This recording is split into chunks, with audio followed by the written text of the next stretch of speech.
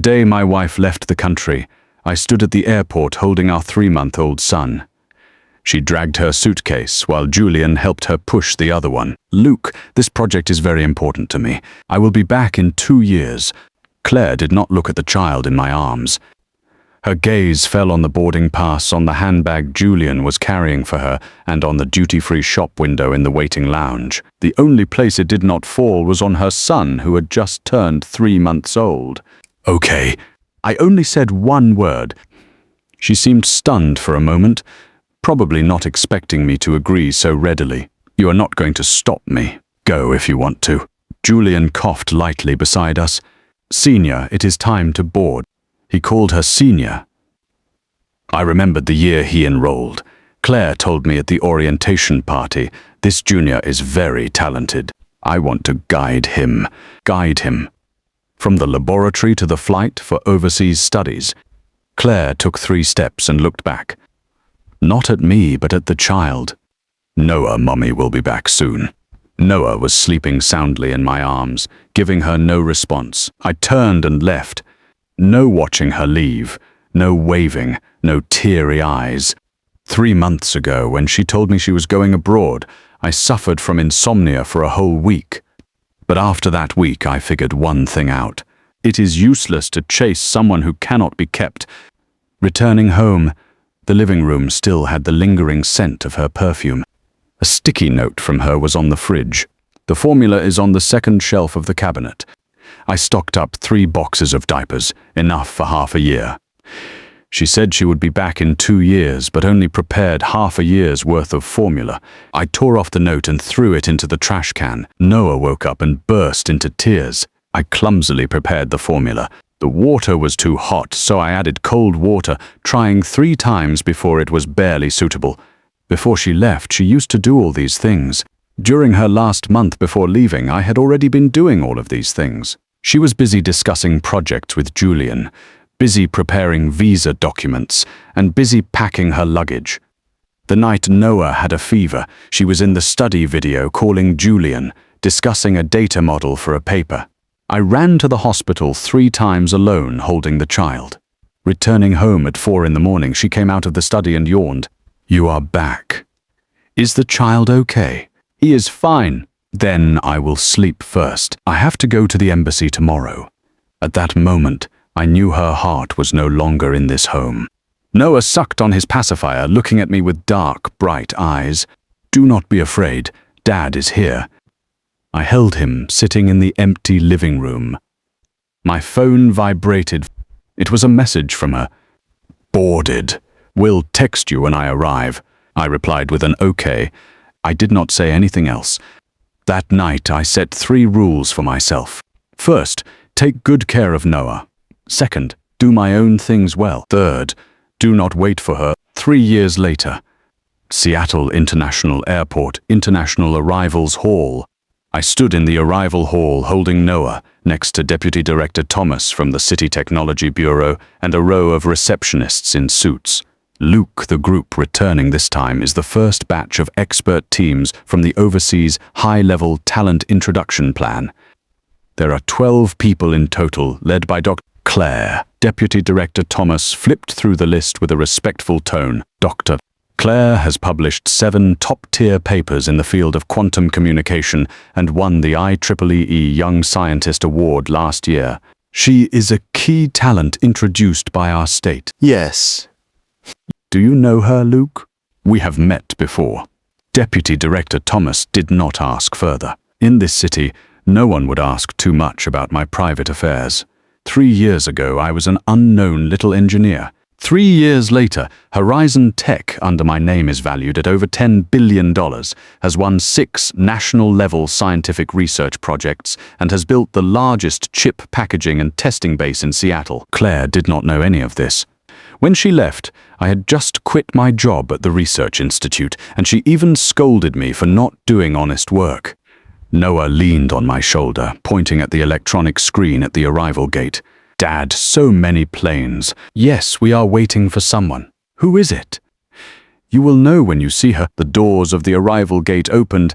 The first to come out was Julian. After 3 years, he had grown a beard, wore gold-rimmed glasses and a well-tailored suit, looking very much like a returning overseas elite. He pushed 2 luggage carts, followed by Claire. Claire had lost a lot of weight. Her hair was cut short, and she wore no makeup, but there was a fierce look between her brows. Her gaze swept over the crowd waiting at the airport. Seeing the reception sign in Deputy Director Thomas' hand, she walked over quickly. "Hello, Director Thomas, I am Claire." "Dr. Claire, welcome back." It must have been a tiring journey.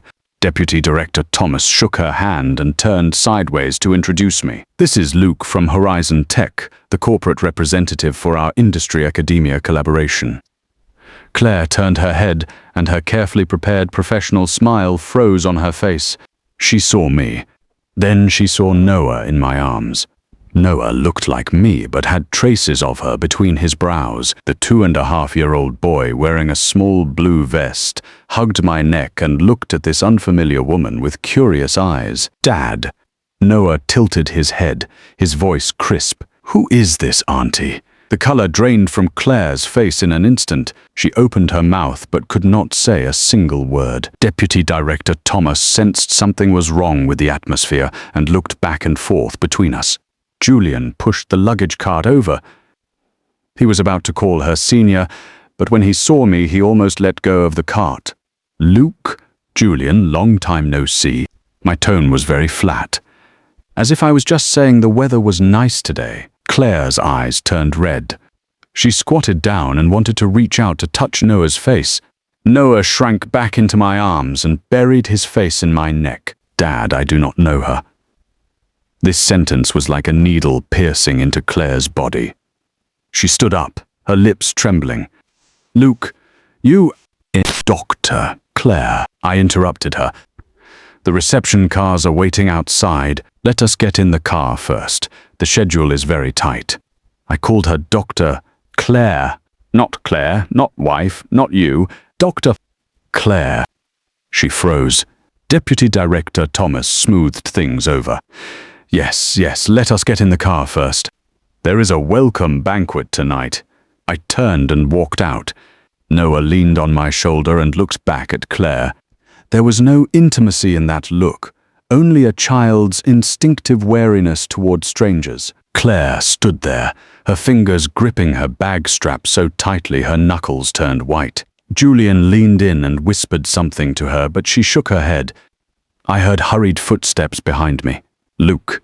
I did not stop. "Luke, wait a minute."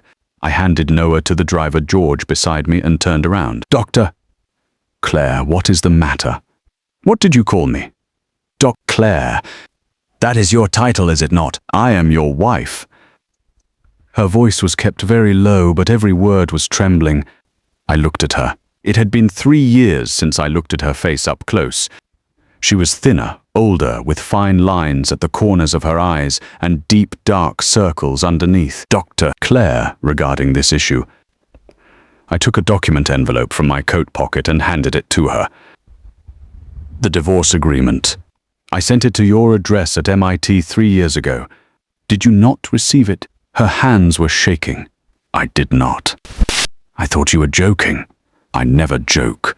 The envelope had the International Express delivery receipt on it, with Julian's name signed as the recipient. Claire turned to look at Julian.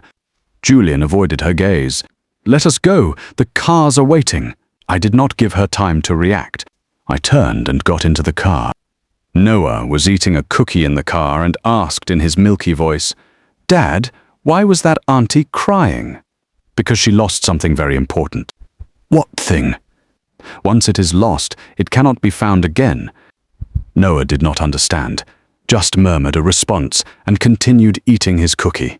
Outside the car window, Claire stood at the airport exit watching my car drive away. In the rear-view mirror, her figure grew smaller and smaller. I withdrew my gaze. 3 years ago, I was the one who turned around at the airport without looking back. 3 years later, it was her turn to stand there and watch me leave.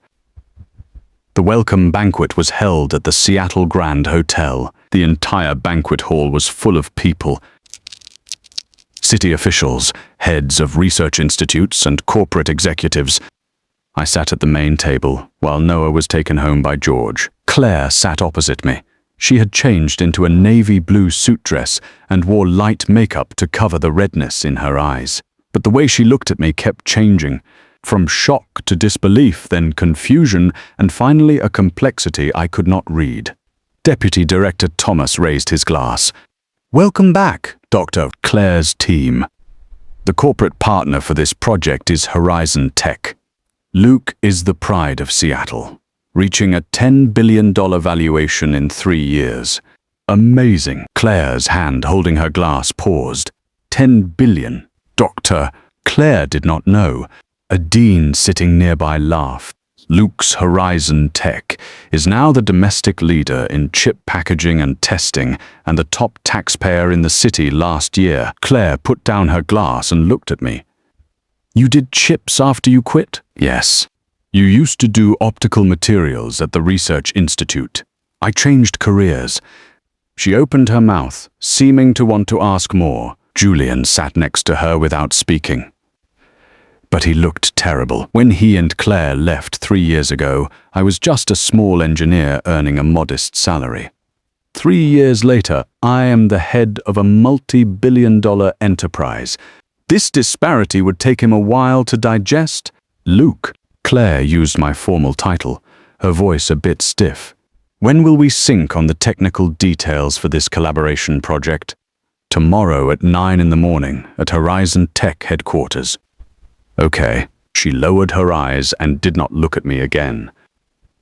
After the banquet ended, I got up to leave. As I reached the door, someone pulled my sleeve. "Luke." Claire stood in the corridor, the light shining on her face.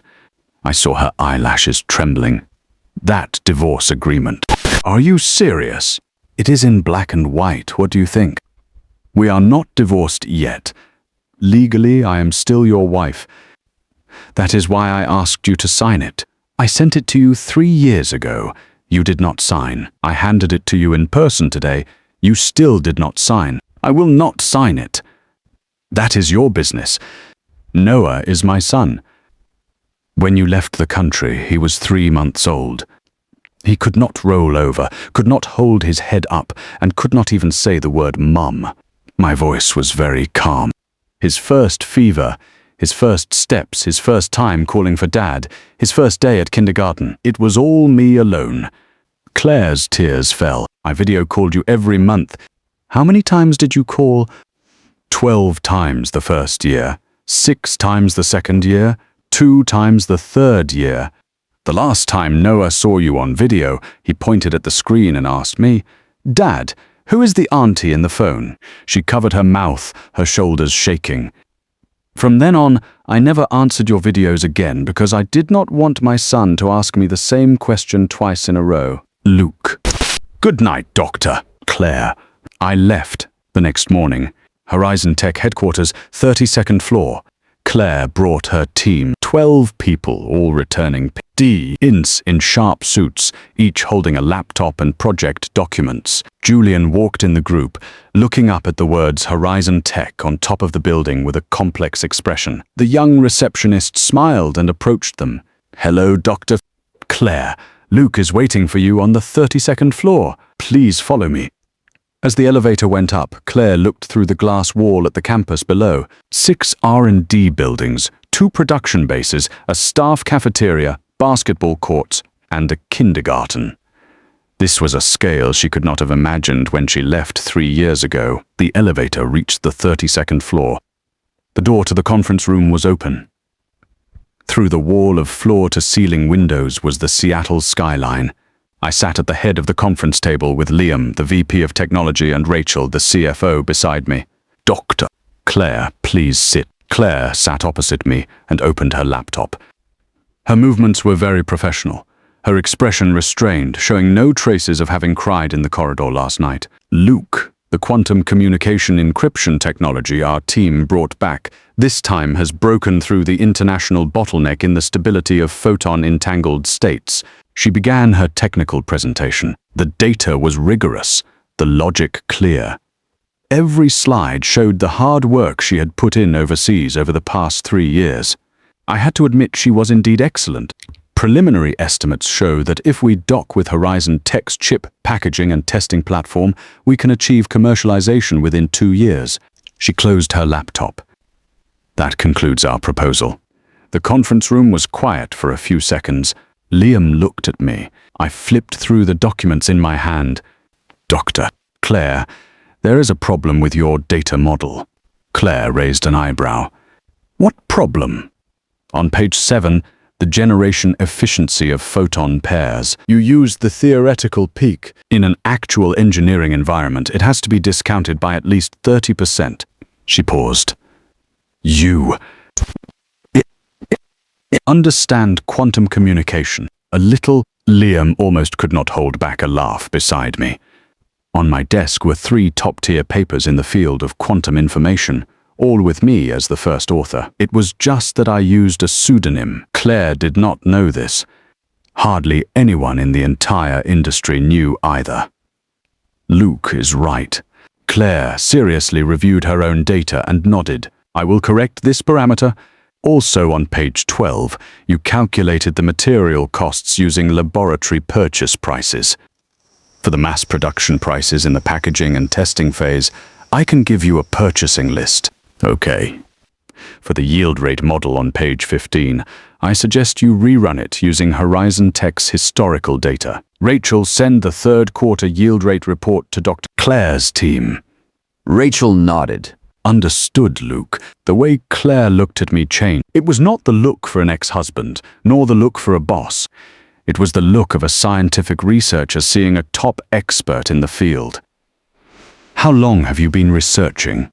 In this field? 3 years. Her expression stiffened instantly. She was abroad for 3 years, and I researched for 3 years.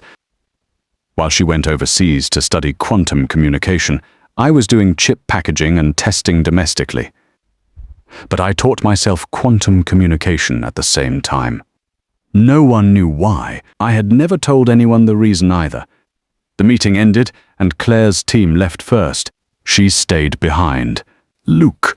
Only the 2 of us were left in the conference room. Did you study quantum communication because of me?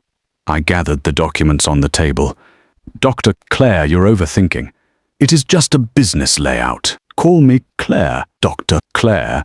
There is another technical review meeting at 2 o'clock this afternoon. You should rest early. I took the documents and left. The door closed behind me. I heard a very soft sob coming from the conference room.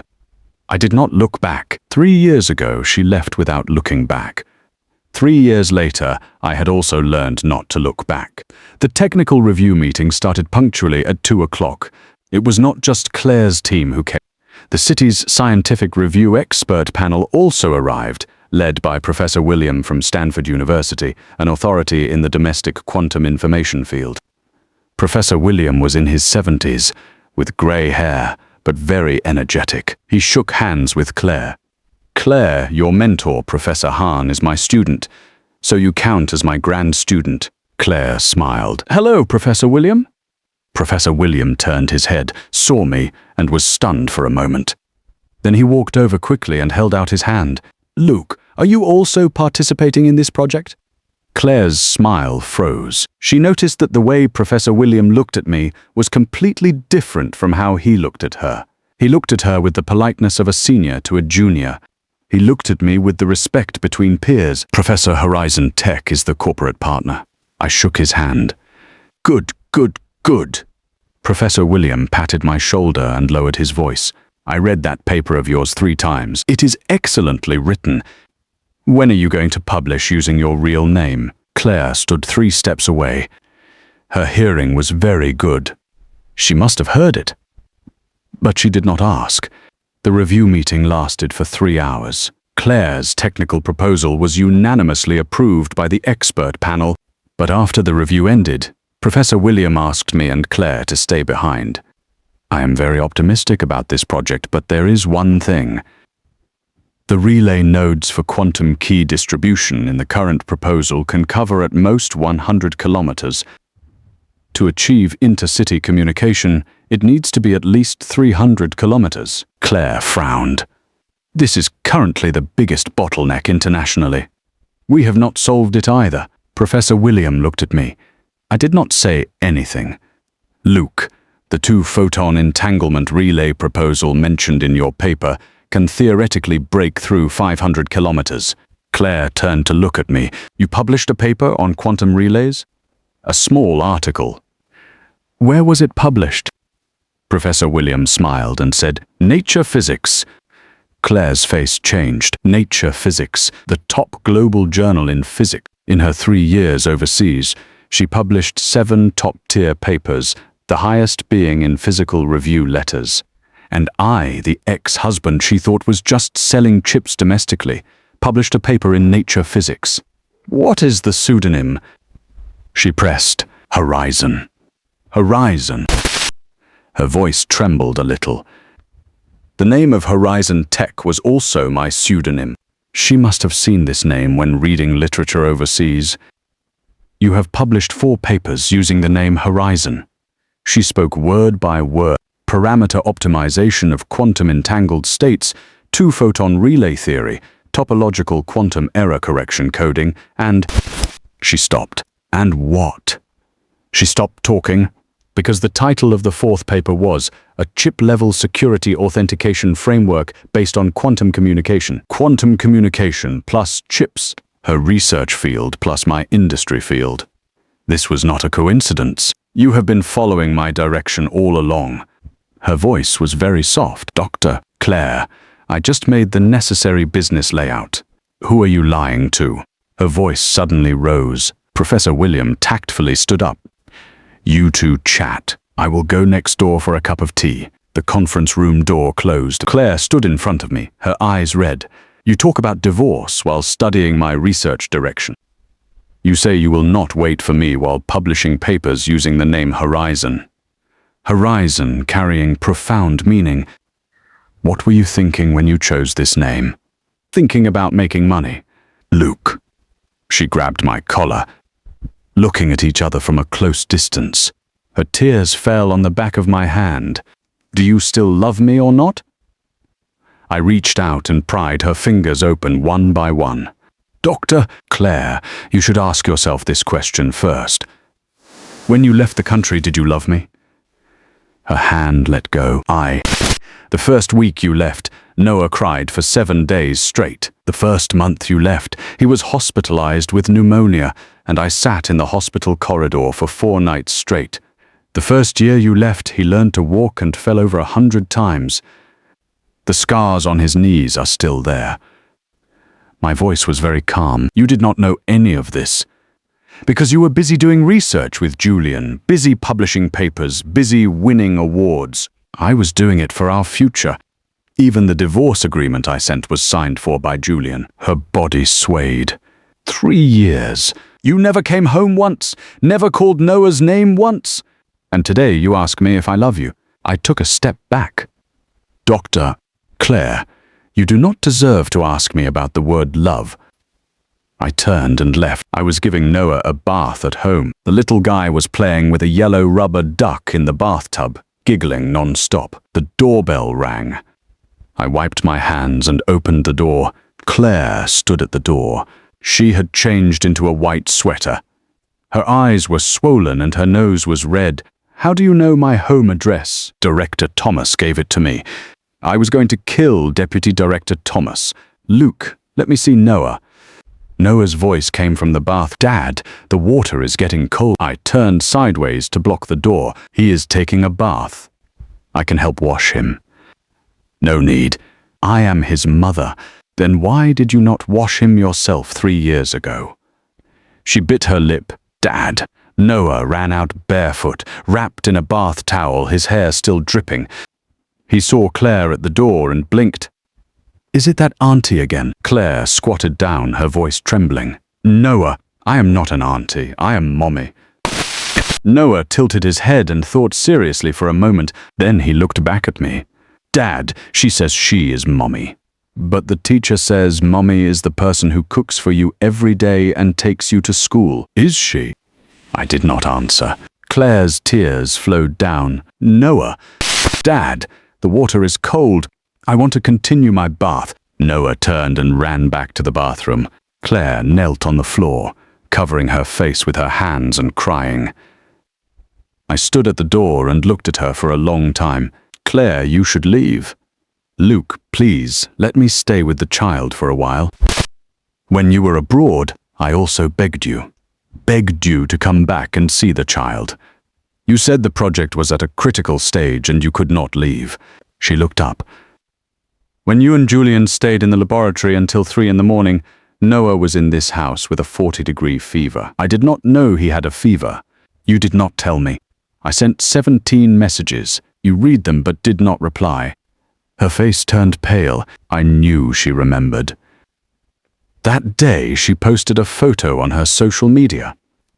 The laboratory at 3 in the morning, she and Julian standing in front of a piece of equipment with the caption "Breakthrough." On that very same morning I rushed into the emergency room holding Noah, who was having a febrile seizure. You should go, Luke. There is another technical review tomorrow. I closed the door. It was quiet outside for a long time. About 10 minutes later, footsteps finally sounded, fading away. Noah finished his bath and climbed into bed wearing his dinosaur pajamas. Dad, is that Auntie really Mummy? Yes. Then why does she not live in our house? Because she went to a place very, very far away. Then why did she not take me with her? Because I stopped. Because the person she chose to take was Julian. Dad, go to sleep. I will take you to kindergarten tomorrow. Okay. Good night, Dad. Good night. In the dark, I stared at the ceiling. 3 years. Over 1,000 nights. Every night, Noah only had me. And she had her papers, her awards, her laboratory, and her junior. I rolled over. My phone lit up. A message from Claire. The 17 messages you mentioned, I found them. They were deleted by Julian when he was managing my phone for me. Luke, there are some things you do not understand. I looked at it for 3 seconds. I did not reply. I placed the phone face down on the nightstand. Early the next morning, I took Noah to kindergarten. At the gate, I ran into Noah's homeroom teacher, Teacher Sarah. Good morning, Luke. Noah looks very energetic today. Yes, he slept early last night. By the way, a lady came by this morning saying she is Noah's mother and wanted to take him for breakfast. I had never seen her before, so I did not let her in. My face darkened. You did the right thing. From now on, apart from me and George, no one is allowed to pick up Noah. Understood, Luke? I will remember that. I squatted down and adjusted Noah's backpack straps. Dad, can I eat a small cake today? I will bring you one when school is over. Yay! He skipped into the classroom. I stood at the kindergarten gate and dialed a number. Director Thomas. Luke, good morning. Where is Dr. Claire's team arranged to stay? The Seattle Hotel apartment building. It was arranged according to the state's talent introduction standards. From now on, do not give my private information to anyone. Okay. I apologize, Luke. That was thoughtless of me. I hung up the phone. The car parked downstairs at the company. Just as I pushed the door open, my secretary Emma ran over. Luke, Doctor. Julian from Dr. Claire's team is here. He said he has a private matter to discuss with you. Interesting. I went up to the 32nd floor. Julian was sitting in the reception room. He stood up when he saw me come in. Luke. Dr. Julian, what is the matter? His expression was conflicted. About that divorce agreement. You were the one who signed for it. He lowered his head. It was my mistake. When the agreement arrived, Senior Claire was preparing for an important defense. I was afraid it would affect her state of mind. So you made the decision for her and hid the divorce agreement. Julian, you like her, do you not? His body stiffened. That is not the point. That is exactly the point. I sat down. You intercepted my divorce agreement, deleted the messages I sent her, managed her phone. You did all these things for her own good. He stopped talking. Did you think that by hiding the divorce agreement, she would be yours? I did not mean that. Whether you meant that or not is not important. What is important is that Claire did not know about these things. She found out last night. Oh! She went through the chat history and found those 17 messages you deleted. He took a deep breath. She had a huge fight with me, and then she said she hates me. I looked at him. Julian, do you think she only hates you? He looked up. She also hates herself. Because even if you had not deleted the messages and hidden the agreement, she still would not have come back. You just gave her an excuse to blame someone else without having to face her own heart. Julian's face turned ashen. He knew I was right. Claire did not come back, not because Julian was in the way. It was because she chose not to come back. Luke, do you really not plan to give Senior a chance? I gave her over 1,000 nights of chances. She did not take a single one. You have changed. No, I finally see things clearly. See what clearly? She never loved me. What she loves is her own future.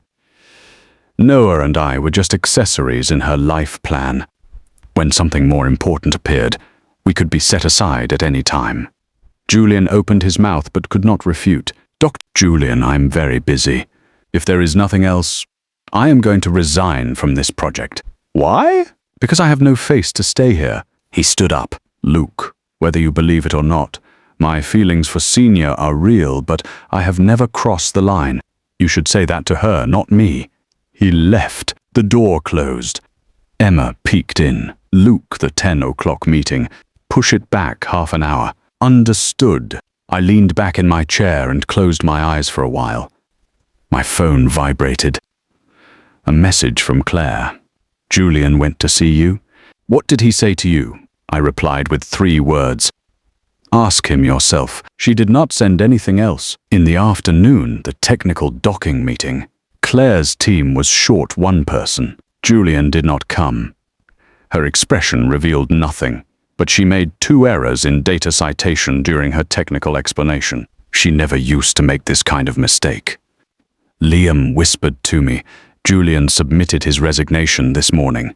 He says he is going back to the US. Yes, Julian is the core technical backbone of Dr. Claire's team. If he leaves, the project progress will be delayed by at least half a year. It will not. Why? Because she can carry it all by herself. Liam looked at me, seemed to want to say something but held back. After the technical meeting ended, Claire stopped me. Luke, I will take over Julian's part. The schedule will not be delayed. Okay, and one more thing. She handed me a USB drive. This is all my experimental data, paper manuscripts, and technical notes from my 3 years overseas. It is not the project group's public data, it is my personal data. Why give it to me? Are you not researching quantum relays? This data will be useful to you.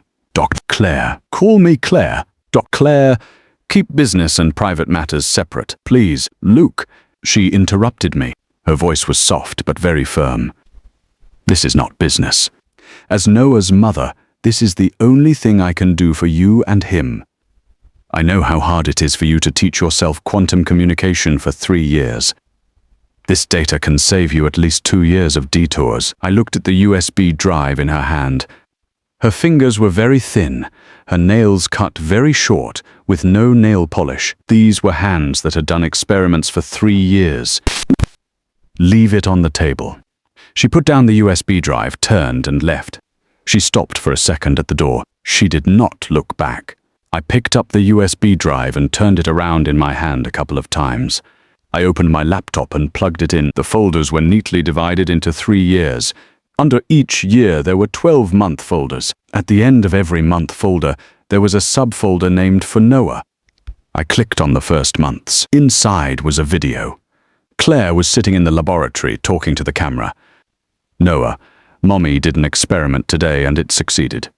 Mommy misses you so much. You should know how to roll over by now, right? Did Dad take any photos of you to send to Mommy? The second month. Noah, it snowed heavily today. Mommy built a little snowman for you. Look, the third month. Noah, Mommy's paper got rejected today. So sad. But thinking of you makes me feel like it is actually nothing. 36 months in total. 36 videos. The last one was recorded a month before she returned. Noah, Mommy is coming back to our country. Mommy knows you might not remember me anymore.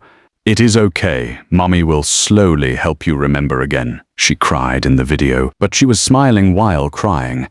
I closed the video. I unplugged the USB drive from the computer and put it in the drawer. I locked it.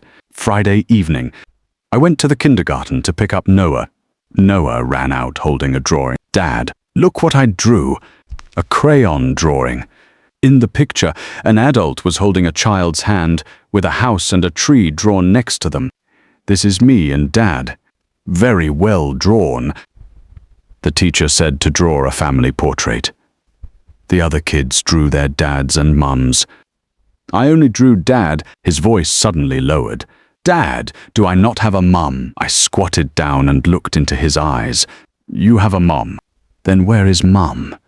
Mum went to do a very important thing. She is back now. Is it that auntie? Yes. Noah looked down at his drawing. But I do not know her. Do you want to get to know her? He thought for a long time. Does Dad like her? This question. A question asked by a 2.5-year-old child was harder to answer than any adult's question. Dad and her have not seen each other for a long time. Then let us get to know her first, just like making a new friend. He said it so casually. A child's world is like this without so many complications. If you want to know someone, you get to know them. If you do not, you do not. I stood up and led him out by the hand. Someone was standing next to the car, Claire. She was wearing a beige trench coat, holding a paper bag with the logo of a children's clothing brand printed on it. Luke, I am not here to make trouble. She spoke first. I just want to give Noah a piece of clothing. Noah looked up at her. This time he did not shrink behind me. He corrected himself. You are the person Dad talked about? Claire was stunned. Dad said I am. Dad said you went to do a very important thing and now you're back. Tears instantly welled up in Claire's eyes. She desperately held them back, squatted down, and handed the paper bag to Noah. Noah, this is for you. Noah opened the bag. It was a small blue sweater. Thank you. Very polite. But it was politeness toward a stranger. Claire smiled a little, a very bitter smile. Noah, would you be willing to call me Mommy? Noah looked at me. I did not nod, nor did I shake my head. I will call you Auntie first, Noah said. When I become friends with you, then I will call you Mummy. Claire covered her mouth, tears slipping through her fingers. Okay.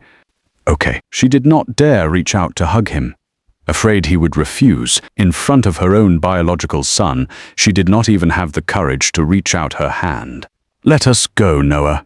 I led Noah into the car. Claire stood there, watching our car drive away. In the rearview mirror, she kept standing there, holding that small sweater that Noah did not wear.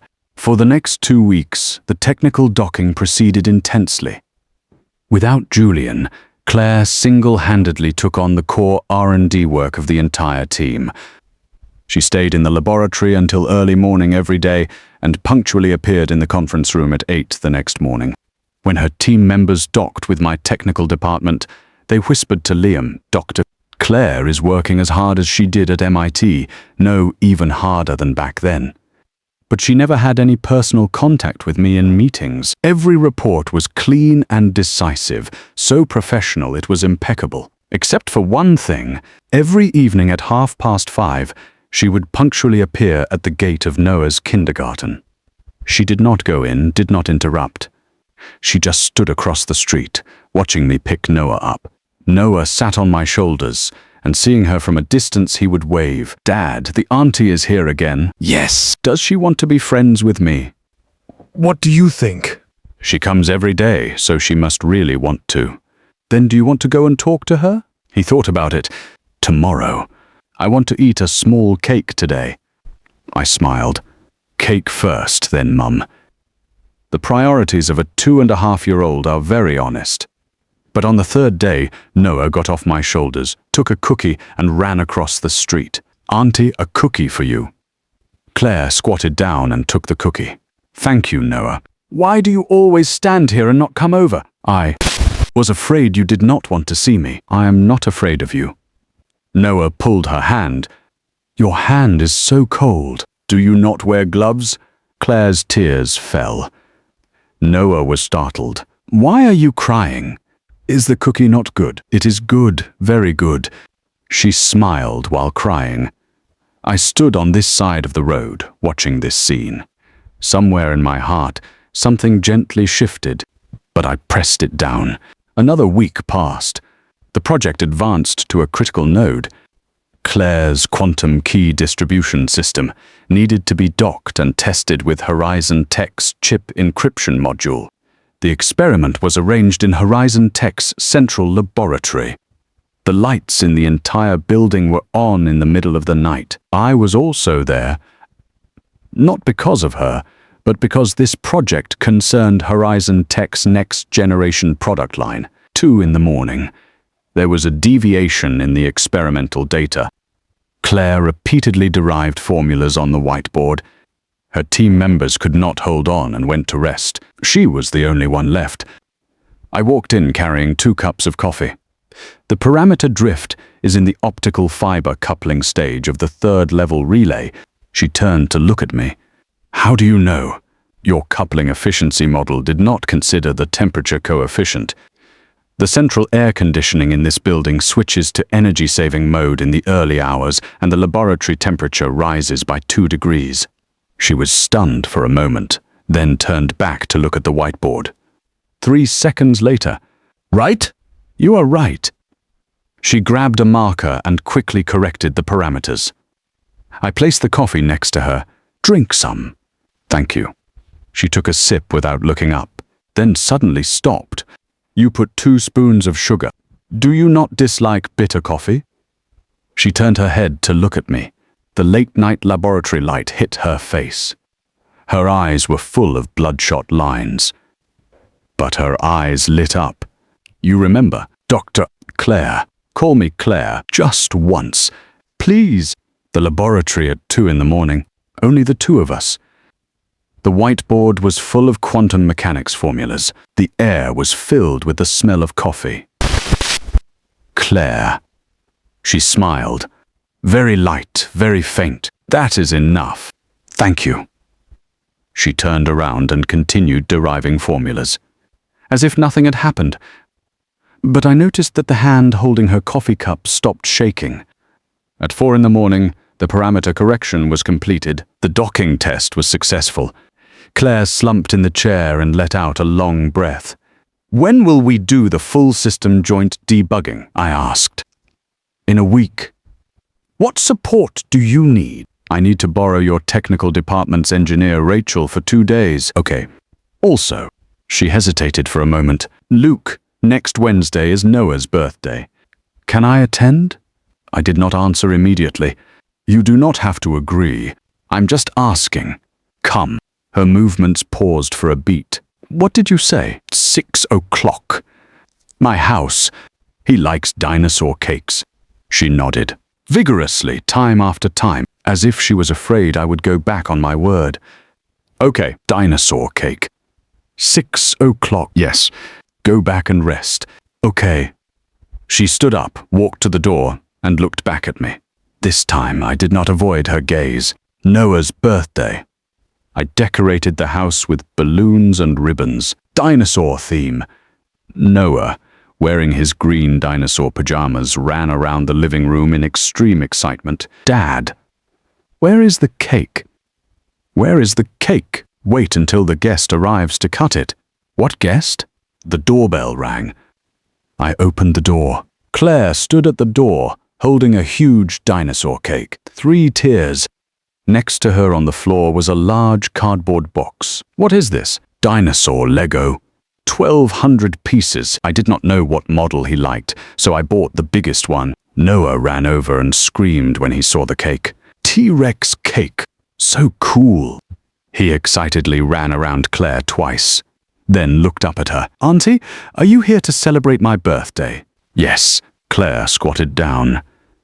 Happy birthday, Noah. Thank you, Auntie. He reached for the cake. Claire lowered it a bit for him to see. Look, the teeth of this T-Rex are made of fondant. You can eat them. Really? Then I want to eat the teeth first. Claire smiled, a genuinely happy smile. I took the cake and placed it on the table.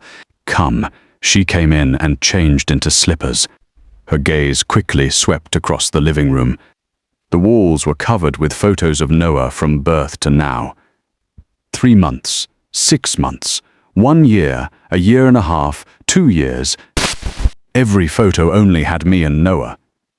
She stood in front of the photo wall, looking at them one by one. I was in the kitchen preparing Noah's favorite tomato and egg noodles. Dad, hurry up, hurry up! I want to blow out the candles. Coming. The 3 of us sat around the table. The candles were lit. Noah closed his eyes and made a wish.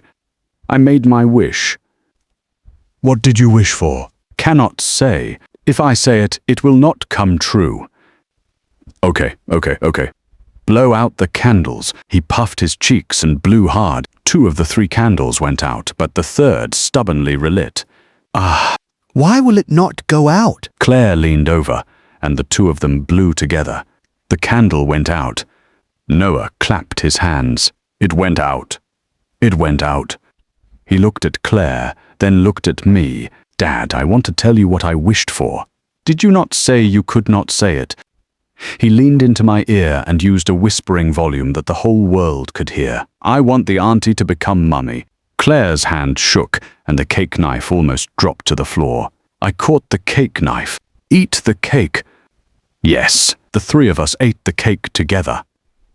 Noah's face was covered in cream, smiling like a little painted cat. Claire wiped his face, her movements as clumsy as if she was doing it for the first time. At 8 in the evening, Noah got sleepy. I carried him back to his room. He hugged my neck and mumbled, Dad, the auntie is very happy today. Yes. Is she a good person? Yes. Will she come again in the future? Do you want her to come? I want her to. Okay. Dad is the best. Good night. Good night. I returned to the living room. Claire was cleaning the table. The cake box and dishes were all neatly arranged. Let me do it. I have already finished cleaning. She hung up the rag. I am leaving. Okay. She put on her coat and stopped at the entryway. Luke, thank you for letting me come. It was Noah who wanted you to come. She nodded. Then thank Noah too. She opened the door and left. Just as the door was about to close, I called out to her. Claire. She turned her head, surprise in her eyes. Noah said just now, his wish was for the auntie to become mummy. She stood at the door completely still. After several seconds, she nodded vigorously. Then she walked away without looking back.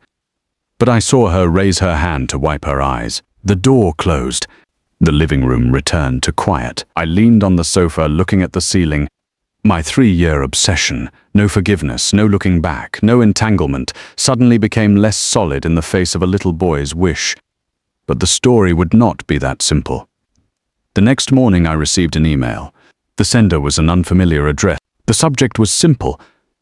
Regarding Dr. Claire's true relationship with Julian during her time at MIT. I opened the email. Inside were 7 photos. Claire and Julian eating at a restaurant. Claire and Julian walking in the park. Claire and Julian at the door of an apartment, the same apartment. The last photo. Claire leaning on Julian's shoulder. The 2 of them sitting on a bench watching the sunset. The date showed 2 years ago. My finger rested on the mouse for 3 seconds. Then I closed the email. Emma knocked and came in. Luke, there is an urgent meeting this morning. Cancel it. But cancel it. Understood. I grabbed my car keys and went out. 20 minutes later, I parked downstairs at the Seattle hotel apartment. The young receptionist recognized me. Good morning, Luke. Is Dr. Claire in? Yes, room 801. I went up to the 8th floor and rang the doorbell. Claire opened the door. She was wearing loungewear, her hair still wet. Seeing it was me, she was stunned for a moment. Luke, what is wrong? I handed her my phone. Seeing those photos, her face instantly changed color. These photos... Explain. Luke, listen to me. These photos are taken out of context. Julian and I lived in the same apartment building because it was the dormitory arranged by the school. The one leaning on his shoulder. I had a fever that day, and while waiting for a taxi, Claire... I interrupted her. You do not need to explain to me. What? Because whether these photos are true or fake, I never cared about whether anything happened between you and Julian. She was stunned. You do not care. What I care about is that you were gone for 3 years, and Noah calls you auntie instead of mom. That hurts me 10,000 times more than any photo. Her hand released the phone. The screen fell face down on the carpet. Who sent these photos? I do not know. Is it Julian? Not his style. She frowned deeply. Luke, someone is stirring up trouble. Yes. Who would send these things at this critical juncture? Let me think. I picked up the phone and glanced at the sender's IP address. Horizon Tech R&D Department 2. Back at the company. The head of R&D Department 2 was named Simon. When I recruited him, he was a top 10 technical talent in the domestic chip packaging and testing field. He jumped ship from our competitor Novatech 2 years ago.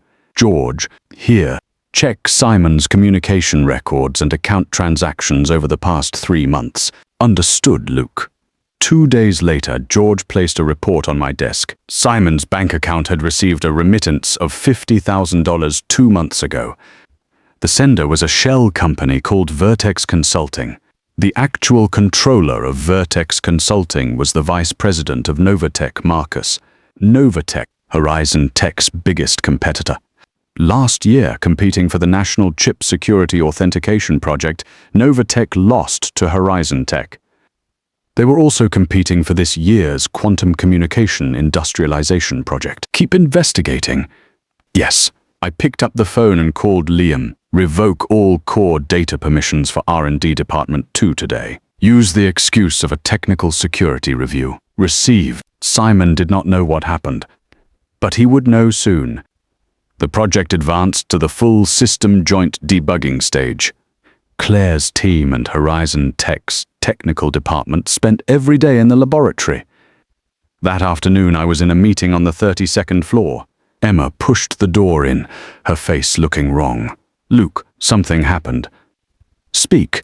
The core experimental data of Dr. Claire's team was copied. Security footage shows that someone entered the central laboratory's database using R&D Department 2's permissions at 11 o'clock last night. I stood up. Pull up the footage.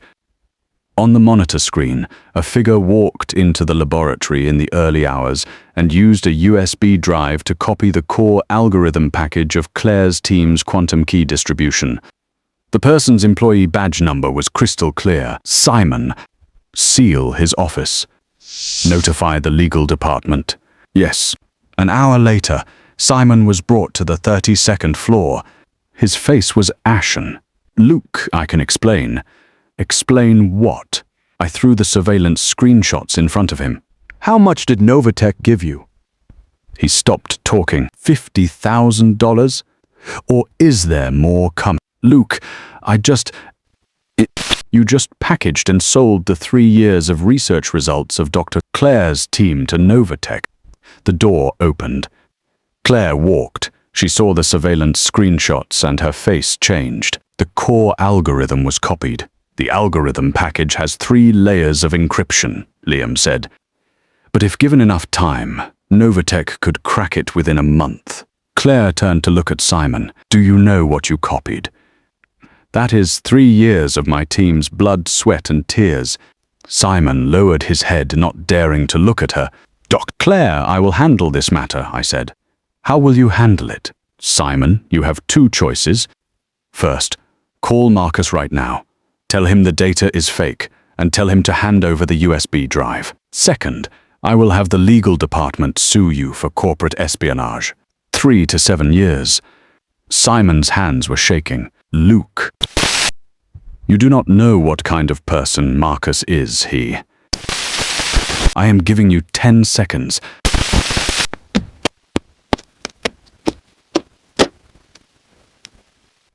I will call. He made the call, put it on speaker. Marcus' voice came from the phone. Simon, did you get the data? Marcus, there is a problem with that data. It is fake. Fake? Are you sure? Sure. Claire put up defenses. The actual core algorithm is not in that database. Marcus cursed. Useless.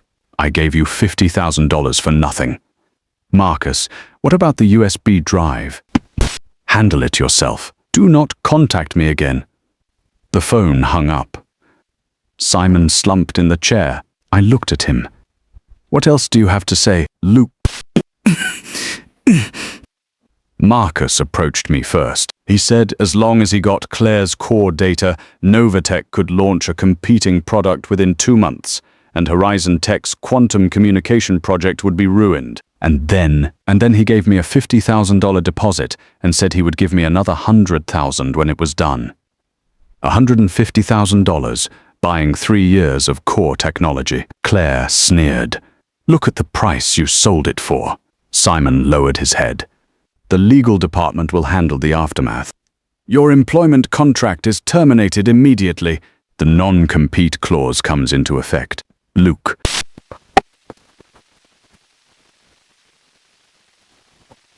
Take him away. Simon was taken out.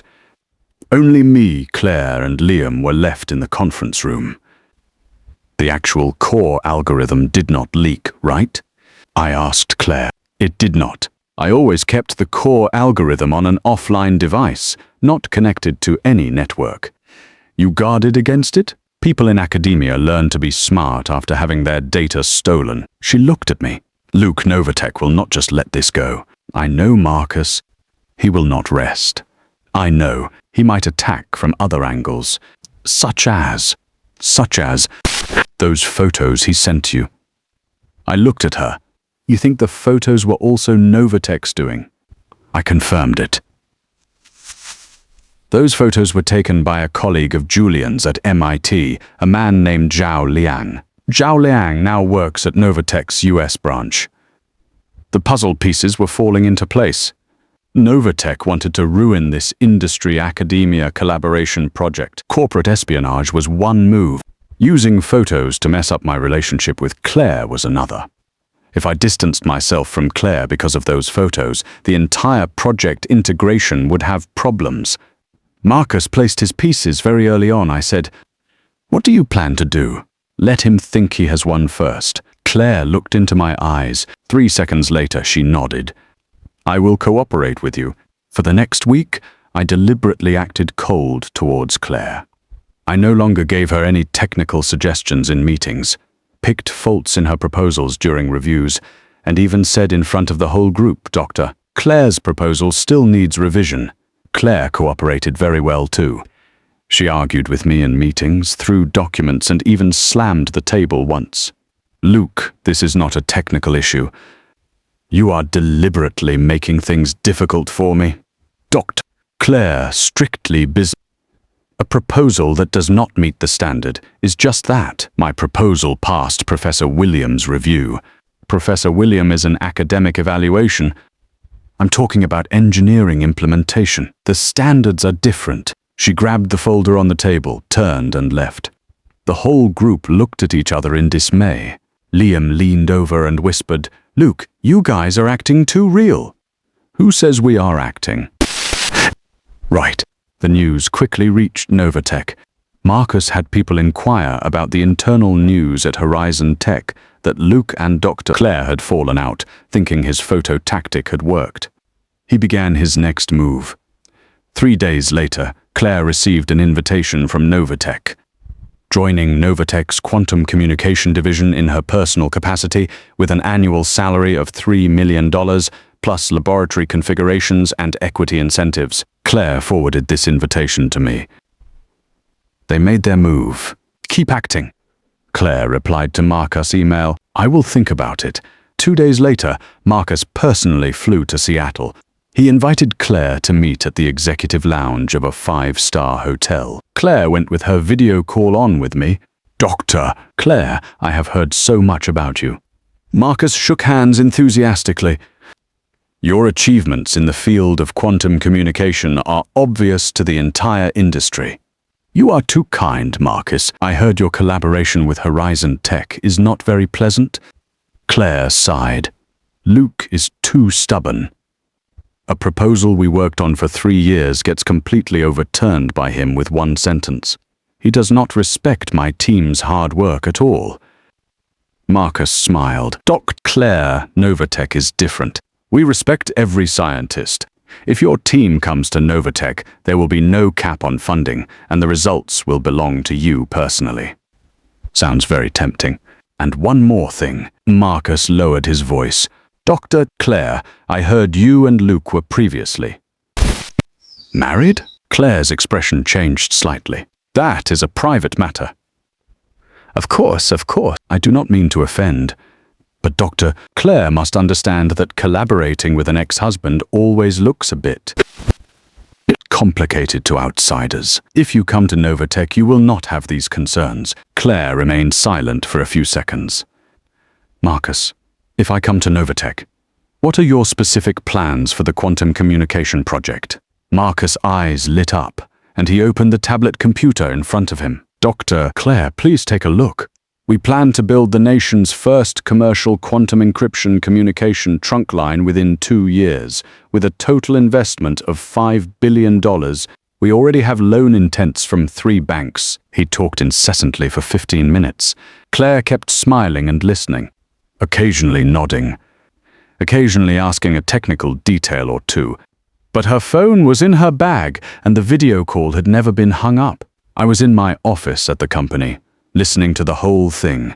That is enough, I said into the phone. Claire knew I would speak up at this time. She stood up. Marcus, I am sorry, I will not be coming to Novatech. Marcus looked bewildered. Dr. Claire, there are 3 fatal flaws in your commercial trunk line plan.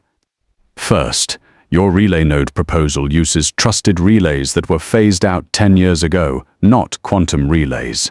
Second, half of your $5 billion total investment is infrastructure costs. What is actually invested in R&D is less than $800 million. Third, and most importantly, she took her phone out of her bag and turned the screen to face Marcus. My face appeared on the video call screen. Horizon Tech and the Economic Investigation Department of the police have a complete chain of evidence of the entire process of you bribing Simon to steal my team's core data. Marcus' face went completely pale in an instant. You! Marcus, this meal does not taste good, does it? My voice came from the phone. The Economic Investigation Department will talk to you tomorrow. Marcus stood up abruptly, his chair falling to the floor. He pointed at Claire. You set a trap. I did not set it. Claire put her phone away. You jumped into it yourself. She picked up her coat and left. Marcus shouted something behind her, but she did not listen. Outside the hotel, Claire got into the waiting car at the entrance. I was in the driver's seat. She sat in the passenger seat and let out a long breath. He is going to go crazy. Let him. I have already reported it to the Economic Investigation Department. Corporate espionage plus unfair competition is enough for him to suffer. Novatech's shareholders will not sit idly by. Novatech's largest shareholder is Summit Capital. I just became a limited partner at Summit Capital last month. Claire turned to look at me. How long have you been setting this up? From the day Simon joined, I knew he was a mole planted by Novatech. Then why did you still hire him? He was useful to keep around. A known chess piece is easier to control than a hidden one. She looked at me for a good while. Luke, when did you become like this? Like what? So calculating. I started the car. Raising a child alone. Starting a business. Studying quantum physics. If you do not grow a brain, you do not survive until today. She stopped talking. The car drove for a distance. Your arguing with me in the meetings before was all acting? What do you think? The folder you threw that day was really loud. Professional dedication. She smiled a little, then quickly stopped. Thank you. As partners, it is what I should do. I'm not talking about that. Thank you for not just believing those photos after seeing them. I did not reply. You said you did not care whether anything happened between me and Julian. You cared that Noah called me auntie. That sentence, her voice lowered, is more effective than 100 sentences of I still love you. I parked the car downstairs at her apartment building. We are here. She unbuckled her seatbelt but did not get out immediately. Luke? Tomorrow is Saturday. Can I go see Noah? He has a building blocks class in the morning. He will be home in the afternoon. I will go at 2 in the afternoon? Okay. She got out of the car. She bent down and looked at me from outside the car window. You called me Claire twice today. When did I do that? You know it in your heart. She turned and went upstairs. Saturday afternoon at 2 o'clock. Claire arrived on time. Noah opened the door for her. Auntie, what did you bring? I brought the dinosaur Lego you wanted to play with last time. Yay! Let us build it quickly. The two of them sat on the living room floor, building Legos for the whole afternoon. It was Claire's first time building Legos. She was clumsy and could not even read the instructions well. Instead, Noah acted like a master, guiding her. Auntie, that piece is backwards. Turn it around, turn it around. I was cooking in the kitchen, occasionally glancing at them. The picture was very warm, but my mind was constantly thinking about Marcus Matter. Novatech would not concede defeat easily. The economic investigation case would take at least a few months to process, and Marcus would definitely make moves during this time. My phone rang. Luke, Marcus was urgently dismissed by Novatech's board of directors. Liam's voice sounded excited. So fast, Director Wang from Summit Capital personally stepped in. An emergency board meeting was held this morning. Marcus was removed from his position as vice president. Novatech also issued an internal notice to cut ties with him. How does Novatech plan to handle the conflict with our project? The new vice president is Felix. He wants to meet you tomorrow. Let him come. Understood. I hung up the phone. Claire called out to me from the living room. Luke, Noah says he wants to eat your braised pork ribs. Okay. The three of us ate dinner. Noah's mouth was full of oil. Claire wiped his mouth for him. Auntie, can you not leave today? Claire's hand paused. She looked at me. I kept my head down, eating. Noah, Auntie lives in a hotel. But baby's mum sleeps at home every day. Ming Ming's mum, too. Why do you not live in our house? The questions asked by a 2.5-year-old child are always straight pitches. Claire did not know how to answer because Auntie's home is in the hotel. I helped her out. There are no toys in the hotel. Noah pouted. Dad, let Auntie stay. Eat your ribs. After dinner, Noah played for a while and got sleepy. Claire carried him to his room. He rested on her shoulder, half asleep, and mumbled a sentence. Mommy. Good night. Claire's footsteps stopped. She looked back at me. Tears had already started flowing down, but the corners of her mouth were smiling. I leaned against the kitchen door frame and nodded. She placed Noah on the bed and tucked him in. Good night, Noah. Outside the room, she gently closed the door. He called me Mommy. Her voice was trembling. Yes. For the first time, yes. She stood in the hallway, covering her face, crying for a good while. I did not go forward, nor did I leave. I just stood there, waiting for her to finish crying. She wiped her face and took a few deep breaths. I am leaving. The car keys are at the entryway. What? It is raining outside. Take my car back. Return it tomorrow morning. She looked out the window. It was indeed raining. Okay. She took the car keys and changed shoes at the entryway. Luke, did you let me come today because of Noah? Or because of you?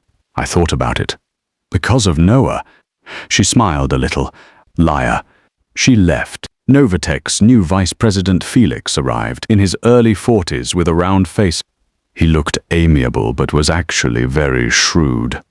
Luke, I'm sorry for the trouble Marcus caused you. Novatech's board takes this matter very seriously and has already handled it internally. You are too polite, Felix. Regarding the quantum communication industrialization project, Novatech hopes to cooperate with Horizon Tech rather than oppose it. If you are willing, Luke, we can discuss a plan for technological complementarity and market division. We can discuss it. Great. Then. But there is a prerequisite.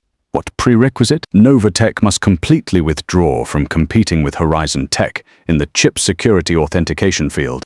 As for the quantum communication trunk line, we divide the market by region. Felix's smile faded a little. Luke, is this condition? Not two. Novatech's current market value is 1/3 of Horizon Tech's. If Marcus matter goes through judicial procedures, Novatech's stock price will at least halve. Do you feel my condition is excessive, Felix? He remained silent for 10 seconds. We can discuss it. Good. Have your legal department prepare a framework agreement and give it to me by next Monday. Understood. Felix left. Liam pushed the door in. Luke, there is a Provincial Technology Innovation Conference next Wednesday. State leaders will attend. Dr. Claire's team will give a presentation on their results. I know. Professor William asked me to ask you, do you want to publicly present those papers you published under your pseudonym at the conference? I leaned back in my chair. It is time. Really? Yes. Then, does Dr. Claire know? She does not. State Technology Innovation Conference, the main venue at the Provincial Capital Exhibition Center. The attendees included key state leaders, heads of top domestic universities and research institutions, and executives from dozens of listed companies. Claire's team was the third to present their results. She wore a black suit and delicate makeup. On stage, she spent 20 minutes presenting a complete overview of the phased results of the quantum communication industrialization project. The data was rigorous, her expression clear. Warm applause broke out in the venue. Very outstanding. The head of the state's technology department led the applause. Claire smiled, bowed, and returned to her seat. The next segment. The host announced, next, we invite Mr. Luke from Horizon Tech to release a collaborative research result. Claire frowned slightly in her seat. A collaborative research result? I had not told her about this segment. I went on stage. The projection screen lit up. Title: Intercity, Quantum Relay Network based on two-photon entanglement, theory and experimental verification authors. Luke, Claire. Claire's expression changed in the audience. My voice spread throughout the venue through the microphone. This research solves the distance bottleneck of quantum communication relays. With the experimental data support provided by Dr. Claire, we completed the entire chain from theoretical model to engineering verification. The relay distance has broken through from the current 100 kilometers to 520 kilometers. The entire venue was quiet for 2 seconds. Then applause and discussion erupted simultaneously. Professor Williams stood up and clapped. Good, good. Claire looked at the two names, Luke and Claire, on the screen from the audience. Her hands were trembling. The first author of this result is me. The second author is Dr. Claire, I said. But to be fair, without the experimental data she accumulated over 3 years overseas, this paper could not have been completed. The eyes of the entire venue turned to Claire. She slowly stood up. The host handed over a microphone. Her voice was a little hoarse. Thank you, Luke. This collaborative result is the best gift I have received in these 3 years. Another round of applause erupted from the audience. I looked at her from the stage. Under the lights, her eyes were extremely bright. I suddenly remembered 3 years ago. Back then, we were just married. She received the acceptance letter for her first paper, spun around excitedly in the living room, and then hugged me tightly. Luke, I published in an SCI journal. First author. The her back then and the her in the audience at this moment seemed to overlap. Luke. The host's voice pulled me back. My apologies. For the technical details of this result, please refer to the full text of the paper. It will be published in next week's issue of Nature Physics. Another wave of astonishment. Nature Physics. Everyone in the venue knew what this meant. After the conference ended, the tea break area, Claire walked up to me holding a glass of water. You used the data from my USB drive. I told you to leave it on the table. That is what I meant. You listed me as the second author. Your data contribution accounted for 40% academic norms. You let everyone in the national quantum communication field know how important my data is to you. Just facts. She placed the glass on the table. Luke, you are a person who says one thing and does another. You say strictly business, but actually... Actually what? You are helping me in your own way. You are telling everyone in your own way that Claire is worthy of trust. You are overthinking. I am not. She took a step closer. That paper of yours, from proposing the theory to completing the calculations to engineering verification done by one person, would take at least 5 years. You used 1.5 years. Did you completely use up all the data in my USB drive? Pretty much. Then you did not spend 3 years catching up to my research progress. You spent 3 years surpassing me, Dr. Claire. Luke. Her finger pressed on my cuff. It is not that you do not care about me. You care too much, so much that you are afraid to admit it.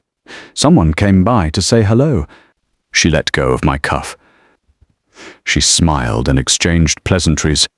I stood there looking down at the place on my cuff where she had pressed. A wrinkle. But it was definitely there. 3 days after the conference ended. I received a phone call. Luke, this is Julie. His voice came from the US with a slight delay. Speak. I know you hate me, but there is something I must tell you. What is it? In Claire's last half year at MIT, Marcus approached her. Novatech wanted to poach her back then, offering very high terms. She refused. And then, Marcus threatened her. He said if she did not join Novatech, he would send the photos of her time in the US to you. What did she say? The phone was quiet for a few seconds. She said, send them. Whether he believes it or not is his decision. But I will not do anything to harm his company just to protect myself. My grip on the phone tightened. Julian, why are you only telling me this now? Because I was too selfish before. I thought as long as I did not say anything, you and she could not get back together, and I would still have a chance. And now?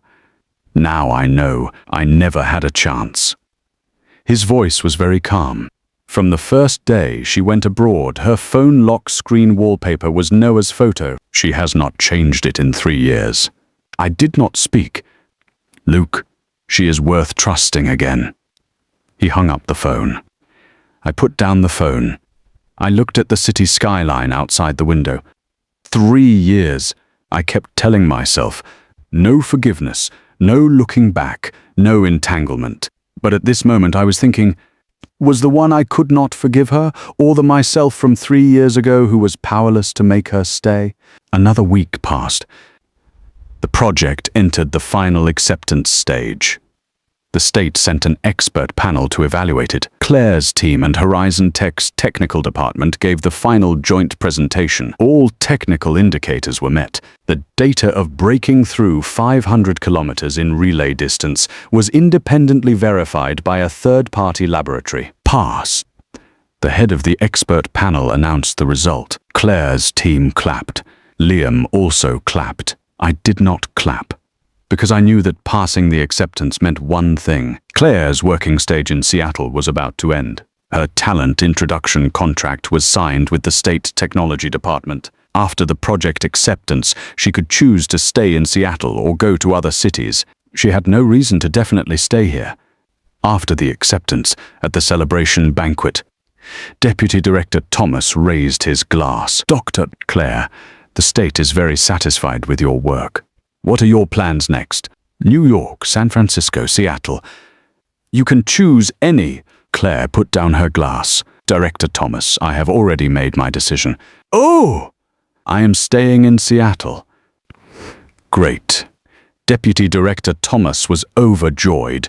Then I will immediately report to the state. But I have one condition. What condition? She looked at me. The whole table looked at me. I want to join Horizon Tech. Liam almost spat out his drink. Deputy Director Thomas opened his mouth. This, Dr. Claire, you are a high-level talent introduced by the state. According to regulations, you should be in a university or research institute. Horizon Tech has national-level laboratory qualifications, and my research results can be commercialized fastest at Horizon Tech. Her reasons were impeccable, but everyone knew this was not just a job choice. Luke, what do you think? Deputy Director Thomas kicked the ball over.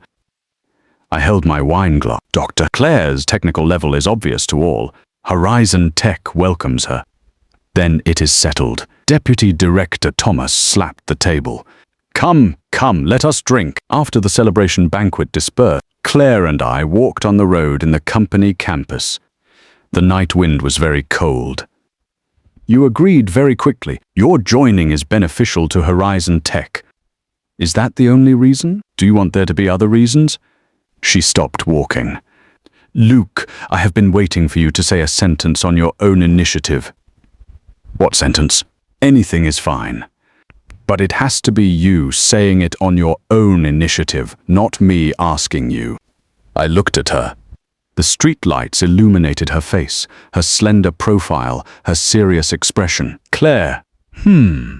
That divorce agreement. Her body tensed up. I withdrew it. Her breathing stopped for a second. What did you say? I had the legal department withdraw the divorce application. Last week. Why? Because Noah said his wish is for the auntie to become mummy. Her tears fell just because of Noah. I took a step closer. Also because of me. Because of you, what? Because I taught myself quantum communication for 3 years. Did you think it was really just a business layout? She smiled. Smiling and smiling, she started to cry. Luke, is it so hard to say a nice word? Pretty much.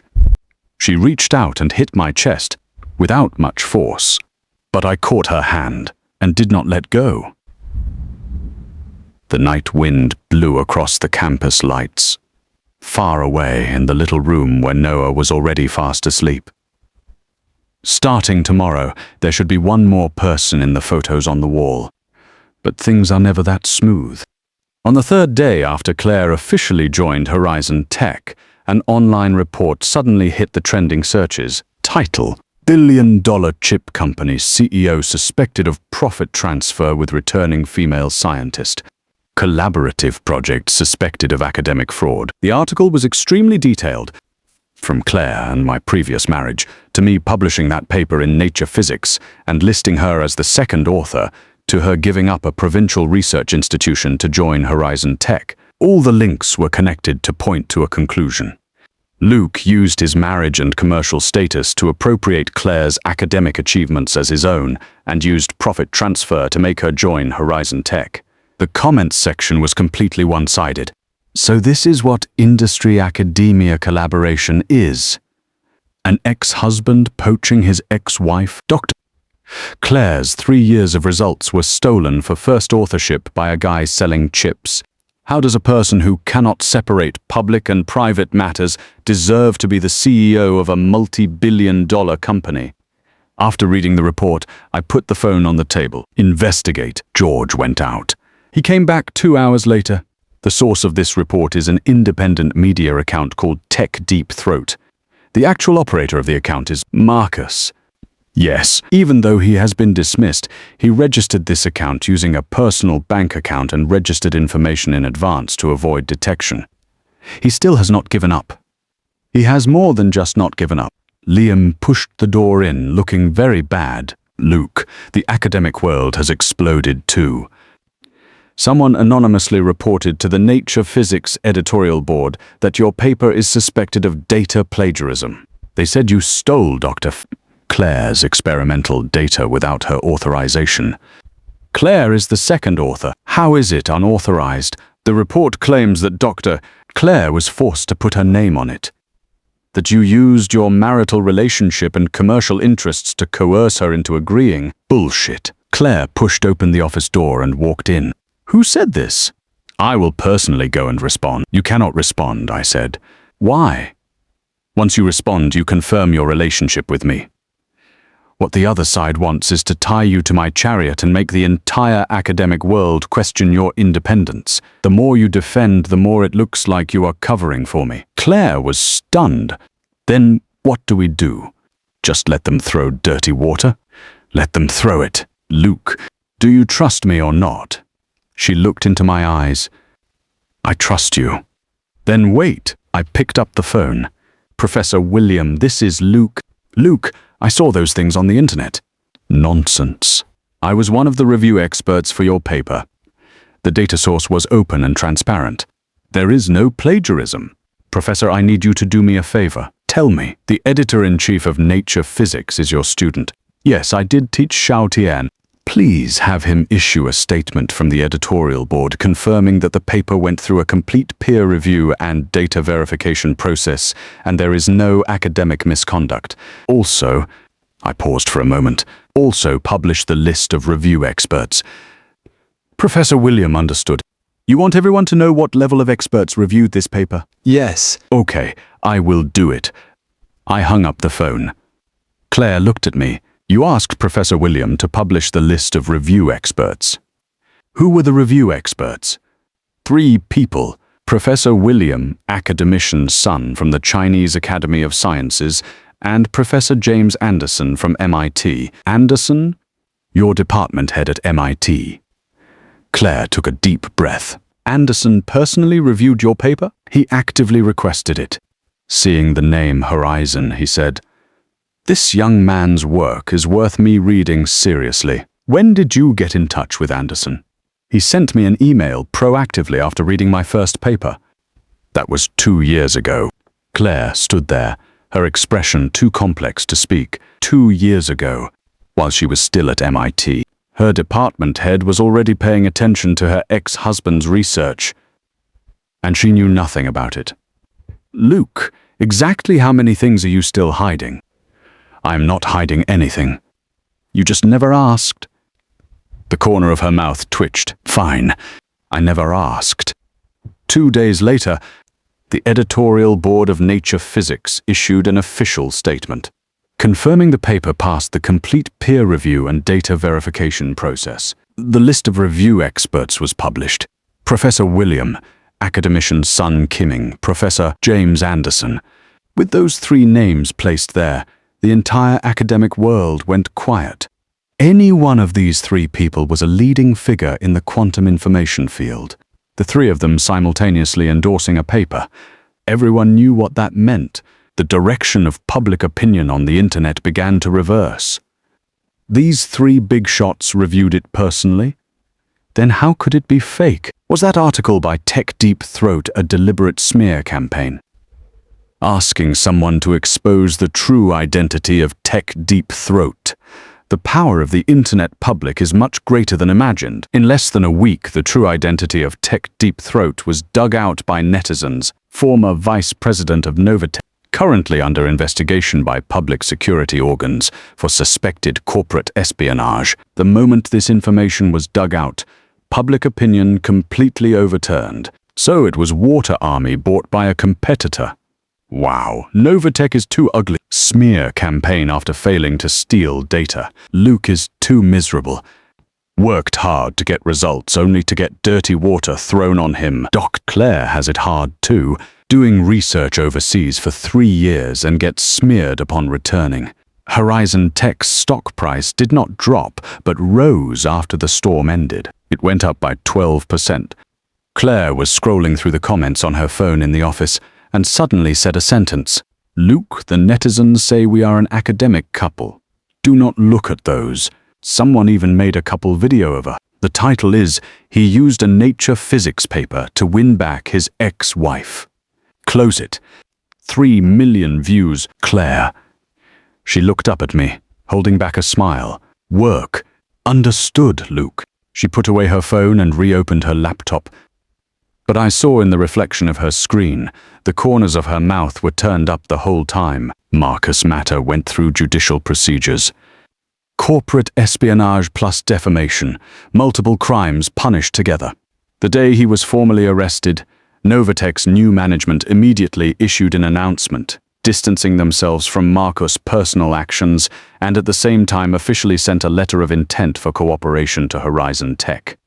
Felix brought the agreement personally. Luke, Novatech is willing to completely withdraw from the chip security authentication field.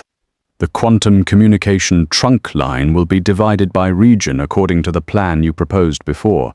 This is the draft agreement. I flipped through it. The conditions were even better than I expected.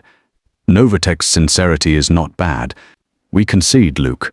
After signing the agreement, Felix turned back at the door as he was leaving and said a sentence. Luke, Marcus said a sentence in the detention center. What sentence? He said, I did not lose to Luke's money and technology. I lost to his patience. A man who spends 3 years raising a child, starting a business, and teaching himself quantum physics. If this kind of person does not win, justice does not exist. I smiled a little. He figured it out. It is a pity it is too late. Felix left. A month later, Horizon Tech new product launch event. The first-generation product equipped with a quantum encryption chip was officially released, broadcast live nationwide. Claire, as the chief scientist, stood on stage giving the technical explanation. She wore a white shirt and dark suit pants, her hair pulled back, looking capable and beautiful. The audience was full of industry insiders. This quantum encryption chip integrates over 500 kilometers of quantum relay communication capability. Her voice was clear and confident. From theoretical breakthrough to product realization, my team and I spent 3 years, and to turn it into a product that consumers can use. She looked to the side of the stage. I was standing there. Horizon Tech spent 6 months. Applause from the entire venue. After the launch event ended, the media surrounded us. Luke, what is the price of this product? Please refer to our official website. Dr. Claire, I heard you have officially joined Horizon Tech. Yes. What is the relationship between you two? Claire glanced at me. I looked at her. Partners, the two of us said simultaneously. Then we both smiled. The reporters desperately took photos. The news headlines the next day. Horizon Tech releases the world's first quantum encryption consumer chip. CEO and chief scientist tacitly respond they are partners. The accompanying picture was the photo of the two of us, smiling at the same time. The top comment below, partners my foot, they have clearly gotten back together. 3 months later, Saturday morning, Noah jumped out of bed and ran to the living room. Mommy, we are going to the zoo today. Claire came out of the kitchen carrying a plate of fried eggs. Eat breakfast first. The fried eggs Mommy makes are the best. She had been living here for 2 months now. Not as a guest, but as a mother. It took a total of 3.5 months for Noah to go from calling her auntie to mum. For these 3.5 months, Claire paid the price of countless early mornings getting up to make breakfast, countless evenings coming home punctually, and countless nights telling Noah bedtime stories. She was no longer the woman who walked into the airport without looking back. I sat on the sofa reading the newspaper. Claire walked over with the plate and placed it in front of me. Yours, medium rare, no soy sauce. Yes. Are you going to the zoo today? I have business at the company. Business on a Saturday? Felix scheduled to play golf this afternoon. When did you start playing golf with Felix? Started last week. She glanced at me. Are you deliberately not going to the zoo? I do not like the zoo. You took Noah 3 times last month. That was last month. She sat down next to me. Luke, do you feel that I moved in too fast? I put down the newspaper. What do you want me to say? I want you to say your true thoughts. You never say it with your mouth. You withdrew the divorce agreement. Let me join Horizon Tech. Listed me as the 2nd author of the paper. You did so many things, but you never once said I want you to stay.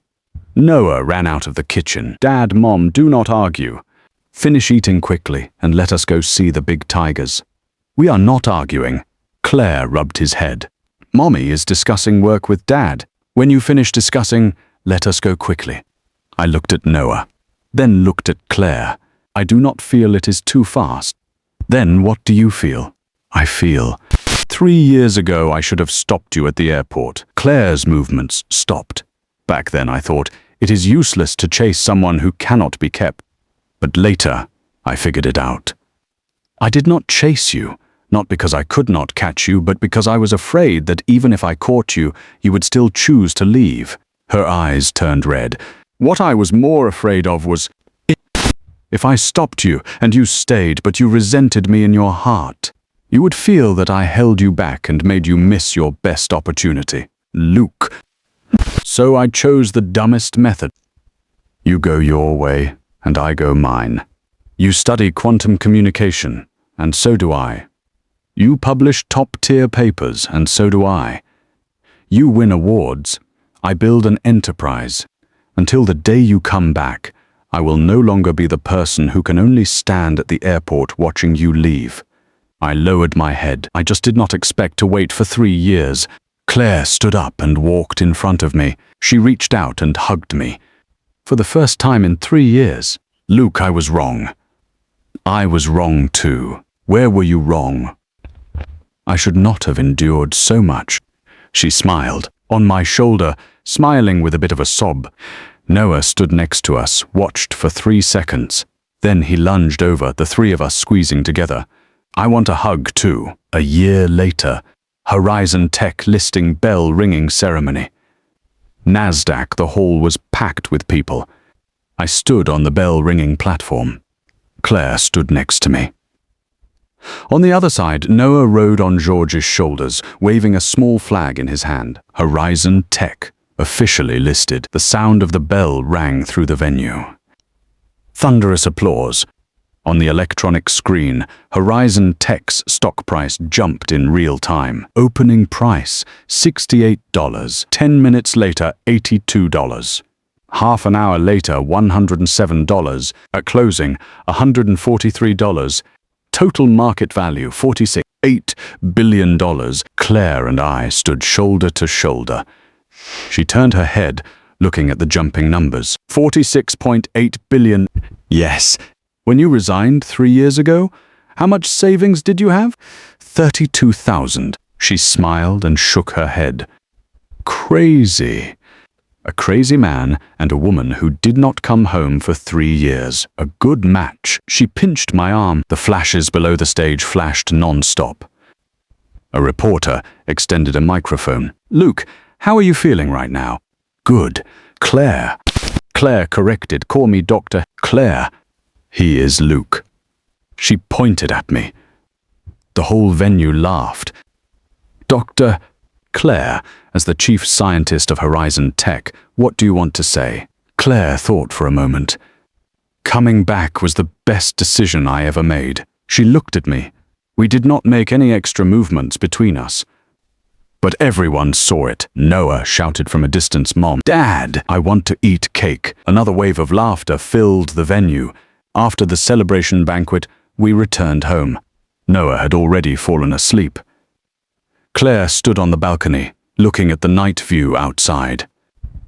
I walked out carrying 2 glasses of water. Drink some water. She took it. Luke.